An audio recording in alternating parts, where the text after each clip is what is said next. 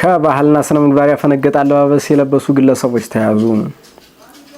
የኢትዮጵያ ፌደራል ፖሊስ በቅርቡ በሶስተኛው የጂ ፓወር ቲክቶክ ክሬቲቭ አዋርድ ላይ በህዝብ ፊትና በቴሌቪዥን ቀጥታ ስርጭት ላይ ከሀገሪቱ ባህልና መልካም ስነ ምግባር ያፈነገጠ ሰውነትን የገለጠ አስነዋሪ አለባበስ ለብሰው የታዩ ተጠርጣሪዎች ላይ ምርመራ መጀመሩን አስታውቋል።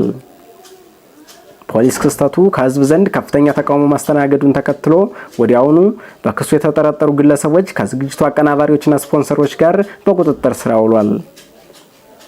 በተለይ ምርመራ የተጀመረባቸው ተጠርጣሪዎች አንደኛ ወንጌላዊት ገብረ እንድሪያስ በርሄ፣ ሁለተኛ በረከት ጸጋዬ ጅፋር፣ ሶስተኛ መቅደም ደረጀ መንግስቱ፣ አራተኛ ግሩም ገዛሄ ቀጭኔና አምስተኛ ዮሐንስ መኮንን ኃይለማርያም ይገኙበታል። የፌደራል ፖሊስ ባወጣው መግለጫ ከህብረተሰቡ ባህልና እሴት ያፈነገጡ አለባበሶችና መጤ ባህሎች ተስፋፍተው በትውልዱ ላይ አሉታዊ ተጽዕኖ እንዳይፈጥሩ የህግ ተጠያቂነትን ለማረጋገጥ ምርመራው ተጠናክሮ እንደሚቀጥል ገልጿል።